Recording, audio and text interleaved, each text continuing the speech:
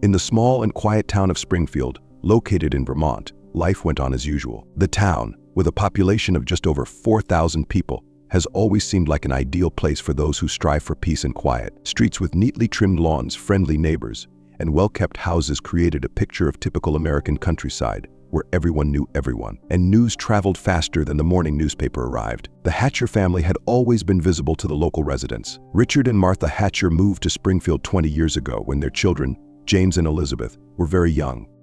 Richard, a man about 52 years old, built his own construction business from scratch, which allowed him to provide his family with everything they needed. He was a man of strong principles and always believed in hard work and discipline. His stern but fair character earned him respect in the town, especially among those who worked on his construction sites. Martha, Richard's wife, worked as a teacher at a local school. She was a kind-hearted and sympathetic woman in her early 50s, who retained her natural charm and tenderness, which made her a favorite among her students and colleagues. Despite her gentleness, Martha always tried to maintain strict moral principles in the family, although it seemed that she did not always understand or accept the choices of her children.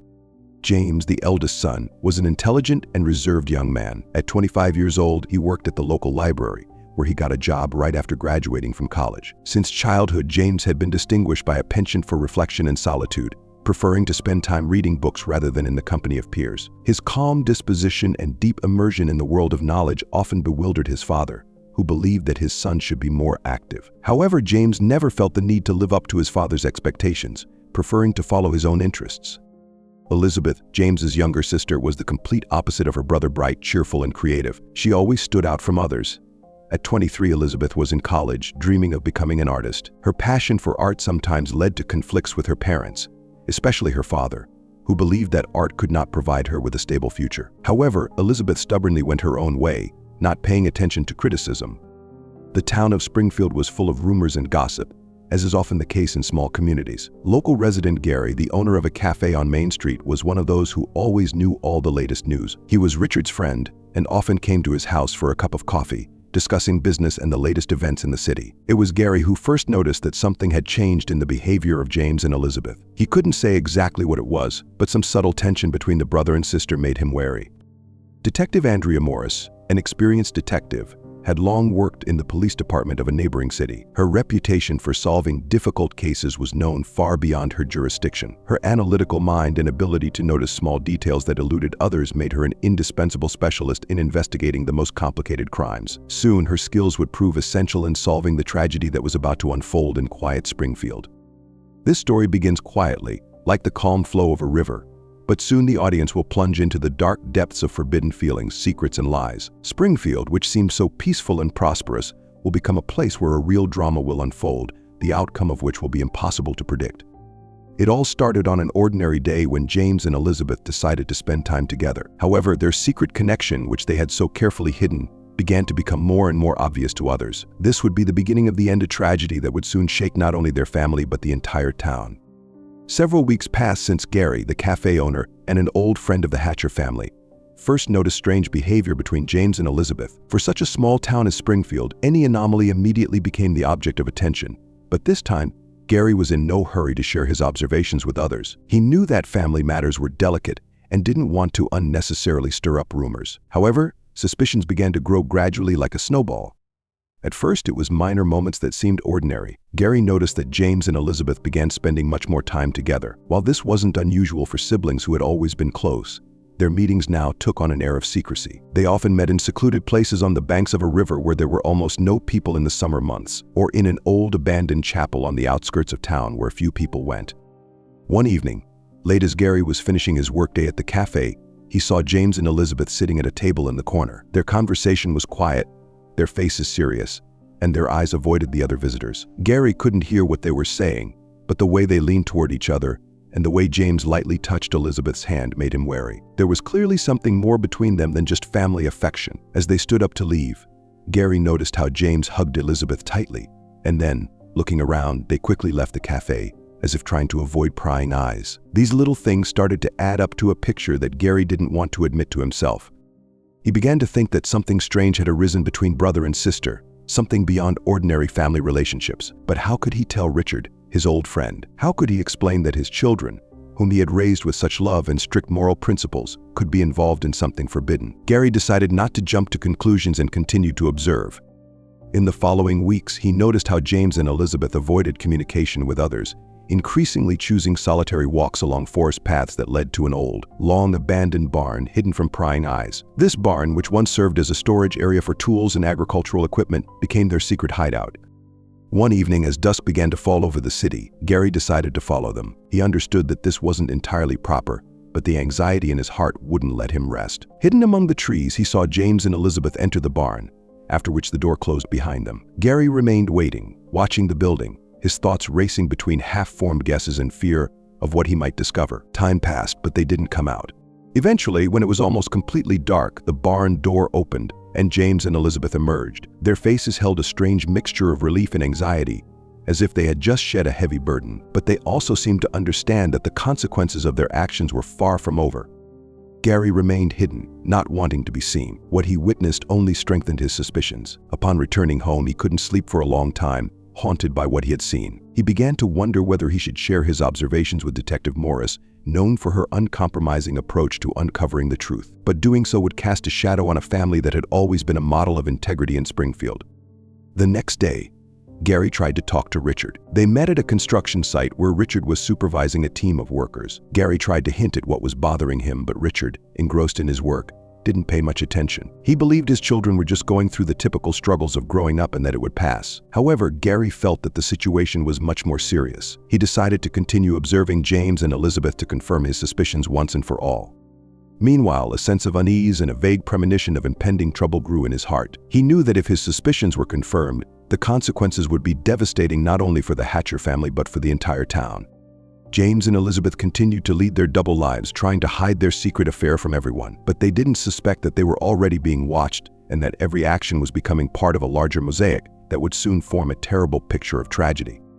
Months had passed since Gary first noticed the strange behavior between James and Elizabeth, and his suspicions had only grown stronger. Meanwhile, tension within the Hatcher family didn't go unnoticed by either Richard or Martha. At first, it was small details. James became even more withdrawn and distant than usual, and Elizabeth, usually cheerful and outgoing, suddenly became nervous and irritable. Their relationship with their parents began to deteriorate, leading to frequent quarrels.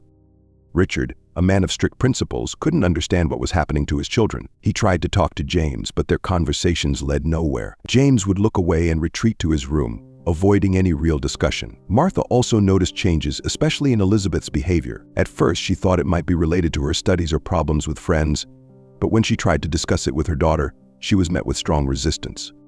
Elizabeth, once open and trusting with her mother, had now closed herself off. She avoided talking about her feelings, and any mention of James caused her obvious anxiety. Martha felt that her daughter was hiding something but didn't know how to reach her. Her heart was heavy with concern for her children, but she couldn't understand the cause of these changes.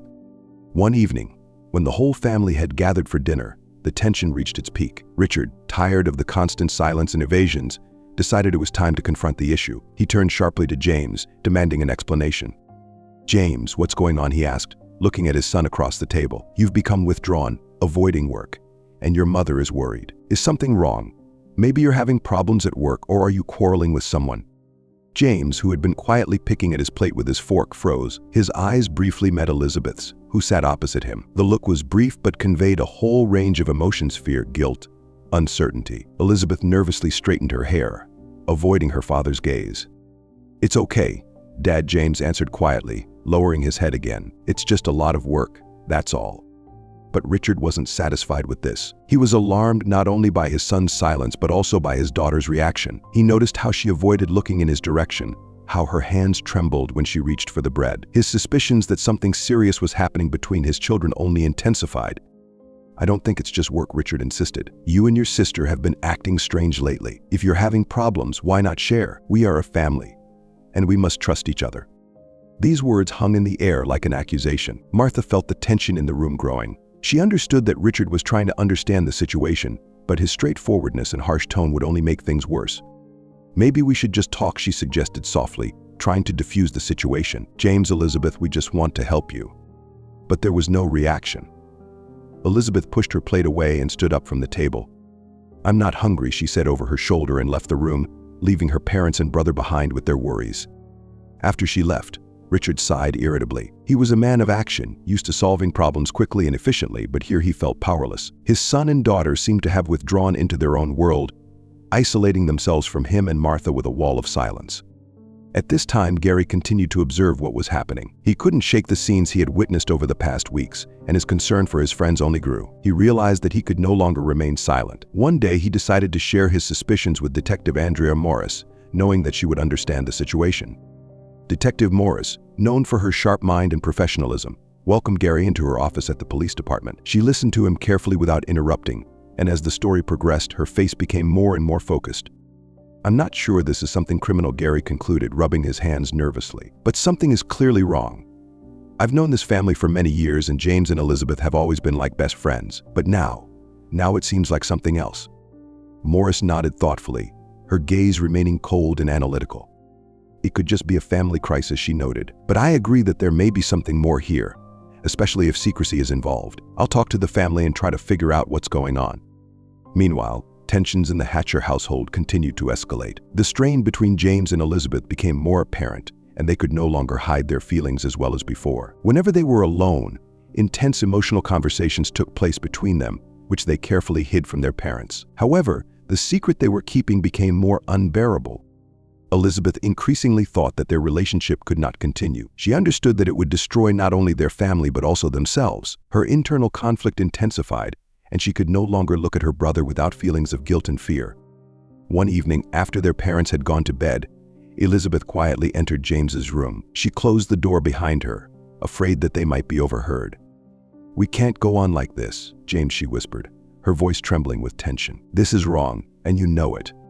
James sat on the edge of the bed, his head down. He understood her words perfectly but couldn't imagine his life without her. His feelings for Elizabeth had outgrown all boundaries, and he was willing to do anything to maintain their connection. "I know," he finally answered, looking up at her with eyes full of pain and despair, "but I can't lose you, Elizabeth. We have to come up with something." His words, full of despair and fear, only intensified the internal struggle in Elizabeth's soul. She knew they had to stop before it was too late, but every word and every glance from her brother shattered her resolve. The next morning, Martha noticed Elizabeth running out of the house without breakfast, heading towards the forest. She knew her daughter had become more withdrawn lately, but this behavior seemed especially strange. Martha wanted to follow her, but Richard stopped her, saying that the children needed space to figure out their problems. However, Elizabeth wasn't just going for a walk. She was heading to the place where she and James spent most of their time together, the old barn. She knew she had to make a decision that would change their lives, a decision that would determine their fate and the fate of their entire family. The transition to a critical point in the lives of James and Elizabeth was inevitable. Their secret romance had reached a stage where they could no longer pretend that everything was under control. The realization that their feelings were forbidden was tearing them apart. Every look, every word carried tension that slowly but surely pushed them to the edge of the abyss. Elizabeth, feeling that the situation was spiraling out of control, decided they had to do something drastic. The meeting in the old barn would be a turning point in their lives. She thought about leaving with James, starting a new life somewhere far away where no one would know them or judge them for being together. The idea seemed like salvation to her, but at the same time it was madness. When Elizabeth entered the barn, she saw James sitting on the floor, hunched over and lost in dark thoughts. His face was pale, and his eyes were full of melancholy and fear. He raised his head when he heard her footsteps, and their eyes met. This moment was filled with an emotional storm playing out in their hearts. "We can't do this anymore," James, Elizabeth said, her voice trembling, but there was determination in it. "I thought about it all night. We have to leave here. We'll never be understood, and if someone finds out what's happening between us, it'll be the end." James looked at her, trying to process her words. The thought of leaving frightened him, but at the same time it seemed like the only way out of this nightmare. He couldn't imagine his life without Elizabeth, and the prospect of losing her was unbearable. "Leave," he repeated, as if he couldn't believe his ears. "Where? How can we start over? We have no money, no plan. This is crazy, Elizabeth." Elizabeth knew he was right, but she felt there was no other choice. If they stayed, their secret would eventually become apparent, and the consequences would be catastrophic. "We can start from scratch," she insisted, sitting down next to him. "I'll sell my jewelry. We can pawn some things from the house. The main thing is to get as far away from here as possible, start a new life where no one will know who we really are." James felt panic wash over him. He understood the gravity of the situation, but the idea of leaving everything behind, his parents, his home, his job, was terrifying. However, the fear of losing Elizabeth was stronger. "Are you sure this is the only way out?" he asked, searching her eyes for any sign of another option. Yes, she answered without hesitation. Only trouble awaits us here, James. If we stay, sooner or later, everything will collapse. We must act now while we still have time. James sighed heavily, trying to absorb her words. He knew she was right, but the thought of abandoning everything was breaking his heart. However, he realized he had no choice. He couldn't live without Elizabeth, and for her sake he was willing to do anything. Okay, he finally said, accepting her decision. We'll leave. But how do we do it? We only have a few days to prepare. Elizabeth felt a mixture of relief and fear at his agreement. They would have to act quickly and decisively. She had already outlined a plan to sell whatever they could, collect the money, and move as far away as possible to a place where no one would recognize or look for them. But at that moment, they didn't know that fate had already set its traps. While they discussed their plans in the barn, Detective Andrea Morris had begun her investigation. Gary's suspicions and conversation with her had turned her attention to the Hatcher family. As an experienced detective, Morris started by interviewing neighbors and close family friends, gathering information that could shed light on what was happening. She visited Gary's cafe, where he once again recounted everything he had seen and heard over the past few months. Morris listened carefully, asking probing questions and taking notes. She soon realized that the family was keeping a secret, and that this secret could be far darker than simple family conflicts. Morris decided to visit the Hatcher household. She came to their house under the guise of a routine check, but her true purpose was far more serious. As soon as she stepped inside, she felt the tense atmosphere that hung over the family. Martha, who anxiously greeted the detective at the door, looked tired and nervous, as if something was weighing heavily on her. "Hello, Mrs. Hatcher," Morris said with a smile. "I'm Detective Morris from the police department. I'm conducting routine surveys among residents and would like to ask you a few questions. It'll only take a few minutes." Martha, a little confused, invited her in. She didn't realize that the detective's visit was driven by suspicions related to her children. As Morris looked around, pretending it was a standard procedure, she noticed family photographs hanging on the walls. These photographs spoke of the family's past but also hid what was now destroying them from within. "Mrs. Hatcher, how are your children?" Morris asked, cutting to the point. "It seems like some changes have taken place recently in your household. Perhaps it's related to work or school." Martha hesitated, her eyes meeting the detective's. In that moment, she realized Morris suspected something serious. "James and Elizabeth have always been close," Martha answered, trying to keep her emotions in check. "They've had difficulties, like all young people, but nothing to be concerned about. They're just a little preoccupied with their affairs, but it's nothing serious." However, Morris, ever the seasoned detective, noticed Martha nervously fiddling with the hem of her dress, a clear sign she was hiding something. "I understand," the detective said calmly, trying not to pressure her. "If you have any problems or if you ever need to talk, I'm always available." Morris handed her a business card, said goodbye, and left, leaving Martha alone with her anxious thoughts. After the detective's departure, Martha felt an overwhelming sense that something was terribly wrong. She knew her children were hiding a secret, but until that moment she hadn't realized how serious it could be. Meanwhile, James and Elizabeth were preparing for their escape. They began secretly packing their things, planning to leave under the cover of darkness, leaving no trace behind. But every step of the process was fraught with risk. They didn't know that Detective Morris had already started her investigation and that their secret was on the verge of being uncovered. The escalation of events had reached a critical point. James and Elizabeth knew they had less and less time left, and that every step they took could be their last in preserving their love and freedom. But they didn't yet realize that their path was leading them toward inevitable disaster. The night that was to change James and Elizabeth's lives forever had arrived. The silence that enveloped the Hatcher house felt deceiving. Inside this cozy family home brewed a storm of emotions and fears, ready to explode. James and Elizabeth had spent the entire day preparing in tense silence, trying not to give away their plan. They knew time was running out. If they didn't leave now, their secret would be exposed, and the consequences would be disastrous. Elizabeth quietly packed a few essentials into a small suitcase, careful not to make a sound. Thoughts of an uncertain future raced through her mind. She understood that their decision to leave was an act of desperation, but at the same time, it was their only chance for salvation. Her heart pounded with fear and anxiety, but she forced herself to move forward. James was in his room when he heard a soft knock on the door. It was Elizabeth. She entered silently, closing the door behind her, and their eyes met. In that moment, no words were needed. They understood each other. Their looks conveyed more than words ever could. They knew that what lay ahead was a road into the unknown, but it was their choice, and they were ready to face the consequences. "We have to go," Elizabeth whispered, her voice trembling. "Now or never." James nodded, and together they made their way downstairs, trying not to wake their parents. The house where they had grown up now seemed like a strange and dangerous place, a place they needed to escape from to preserve their secret. They moved silently like shadows, but their hearts pounded like drums, foreshadowing the disaster to come. As they were about to slip out the back door, they heard footsteps on the stairs. It was Richard, their father. He stood in their path, his face a mixture of surprise and suspicion. "Where are you going?" he asked, eyeing their suitcases. At that moment, the tension that had been building for months reached its breaking point. Elizabeth froze, unsure of what to say, but James, realizing the gravity of the situation, stepped forward. "Father, we're leaving," he said firmly, trying to mask his fear.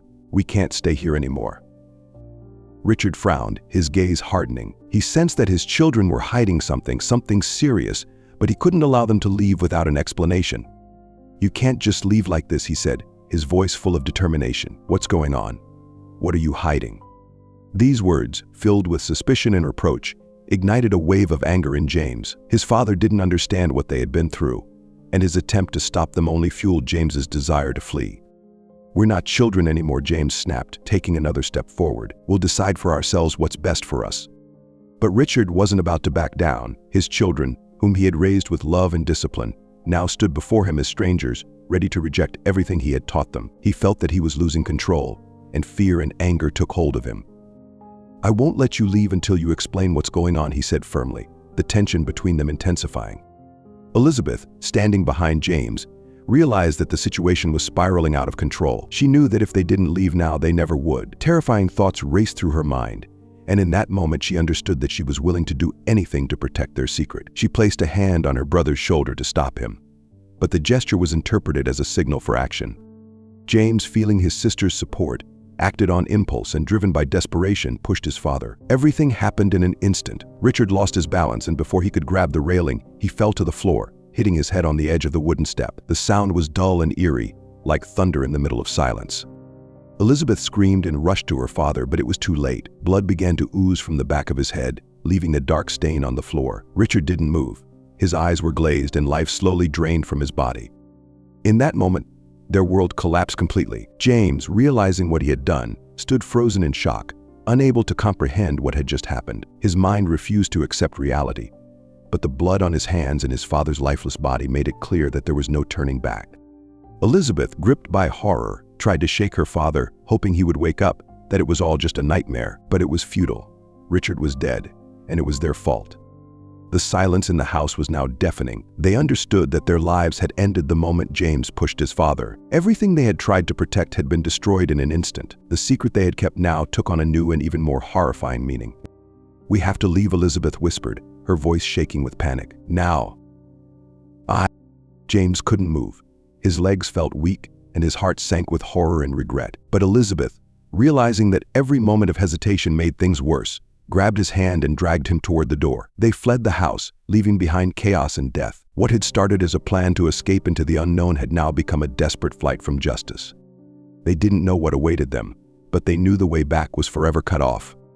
Meanwhile, Detective Morris, at the police department, received an urgent call. She was informed of a suspicious incident at the Hatcher home. Immediately, she knew it was connected to her investigation and wasted no time heading to the scene.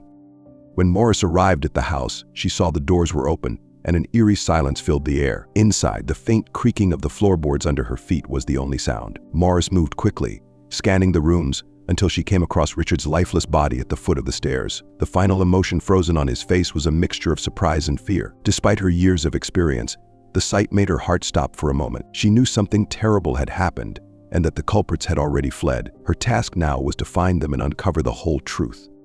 What had started as a routine investigation had now turned into a murder case. Morris was determined to solve it, but she knew the truth wouldn't be easy to find, given all the complexities surrounding the family. James and Elizabeth, meanwhile, were running from home, running from the past, running from the crime they had just committed. Their hearts pounded faster than ever, and one question kept repeating in their minds: what now? What's next?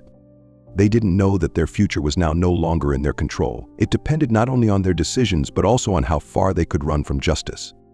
The arrest of James and Elizabeth ended their brief flight, but it was only the beginning of a long and painful process for everyone involved in this tragic story. After they were taken to the police station, Detective Morris began the arduous task of gathering all the necessary evidence to bring the case to trial. Her goal was not only to prove their guilt, but also to understand what had driven them to such a terrible end.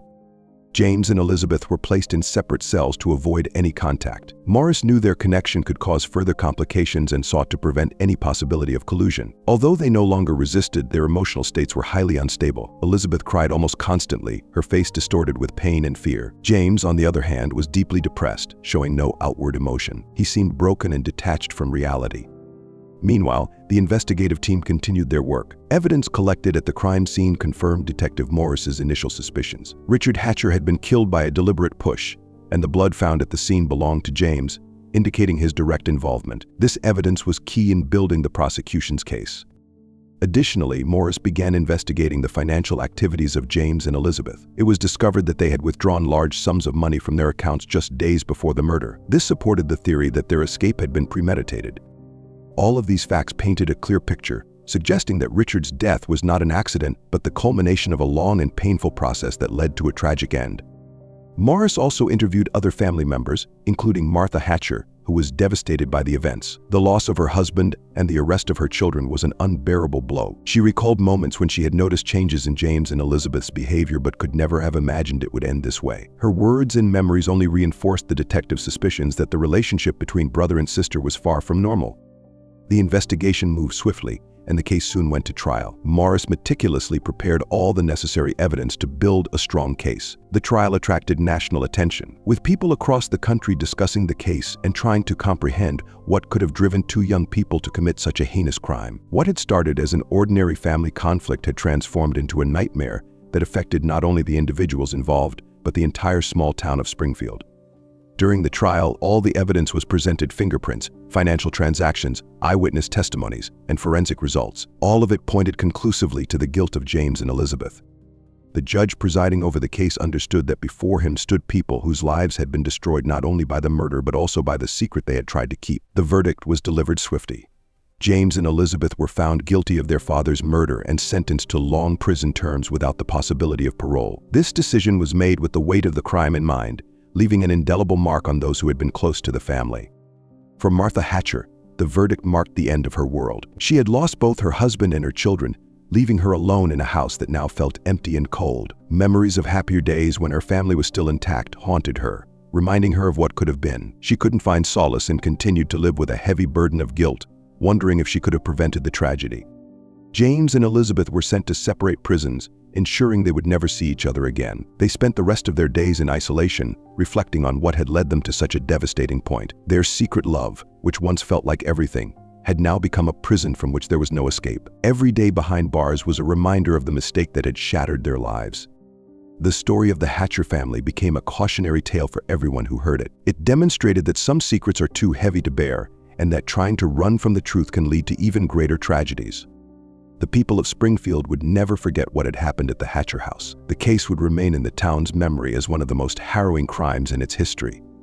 After the arrest of James and Elizabeth, their lives became a series of interrogations, court hearings, and the anticipation of an inevitable verdict. For Detective Andrea Morris, the case was not just a professional challenge but also a source of deep reflection. She knew she had done everything possible to bring justice, but in her heart, there remained a profound sadness for those whose lives had been destroyed.